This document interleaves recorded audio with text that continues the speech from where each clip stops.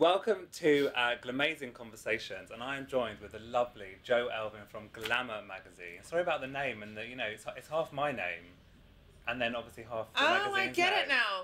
Yeah. I'm still calling our lawyers. Yeah. Please don't. How are you? I'm very well, thanks. You? Yeah, good, thank you. Thanks Good. for opening up your office Pleasure. and your day for me. I just want to start with 3 questions that I know we've joked about, but I really do want to ask them. Okay. First, can I have work experience? Yes. Second, what do you think of retouching? Come back to that one. And third, have you met Rihanna?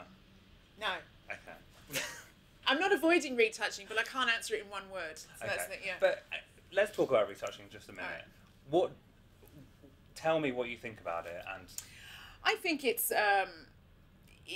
endemic in not just photography and fashion and magazines. I think if you pick up your, not that I do this, your microwave food packet, that's been retouched, your car ad's been retouched. It's such a complicated issue. I use it for things like, I know that red Dolce & Gabbana dress is redder than that in real life, and I don't want to upset Dolce & Gabbana, so I'll make it the colour that it is. You know, the lighting has sort of changed it. I might use it, you know, some unnamed celebrity was a bit worse for wear on the day and was very bloodshot eyes, and you know, it's things like that that... Who was that? Well, I'll turn the camera on. You are quoted by saying, you want Glamour to be a happy place for women, not a place where women are slagged off. Yeah. Do you think you've achieved that Absolutely. with your work so far? Absolutely, and I think that it was really funny because there was a few years ago now when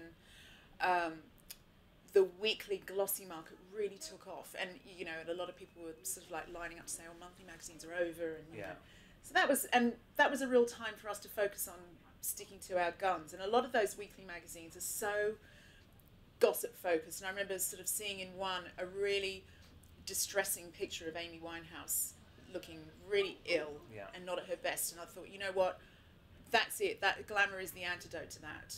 Thanks to Miranda Priestley, Meryl Streep's amazing performance, which I personally think she should have won an Oscar for, editors kind of do have like a hard time with it. People just think they're complete monsters. Yeah. But I mean, you're not. What do you think your team would say about you?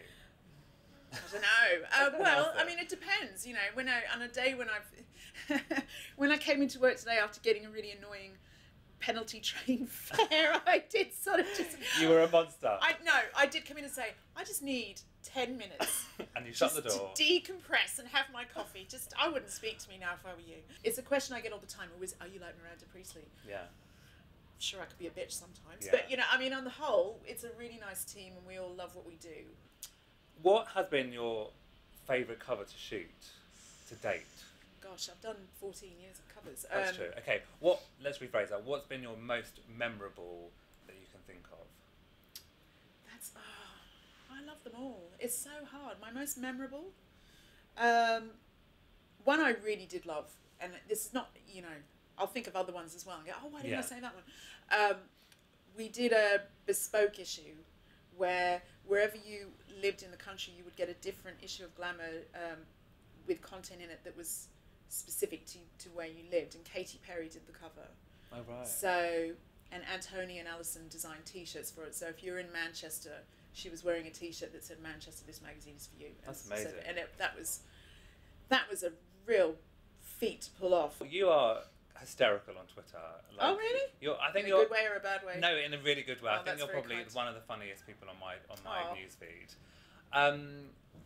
You know, Twitter is such a massive thing now. So for you, is it kind of like, oh, I need to do a tweet, or is it just kind of like spontaneous? No, because sometimes I'll go 3 days and I barely do any, and I tend to not tweet that much on the weekend unless I've had a wine and I'm watching X Factor. And well, you know, I had one the other day when I don't know if you saw it. We were watching Eurovision, and my daughter, who's 9, it was her first time ever watching Eurovision.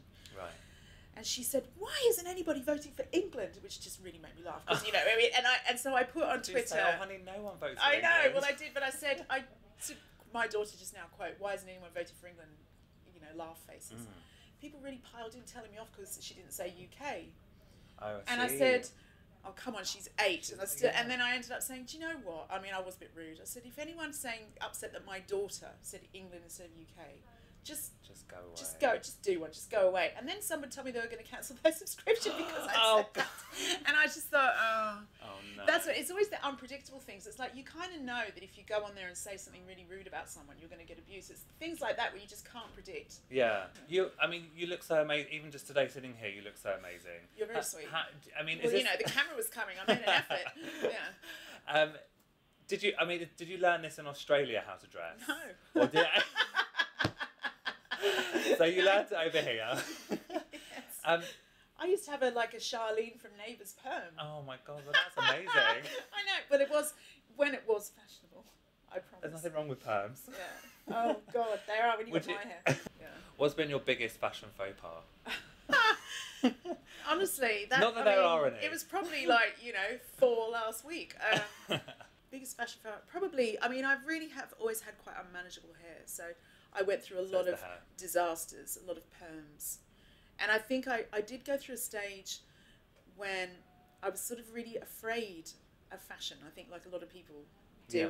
And I wasn't very good with, I convinced myself I couldn't wear high heels and thought I looked ridiculous in high heels. So I would go to a black tie event in a dress in my flats. Patrick Cox wannabes, so yeah.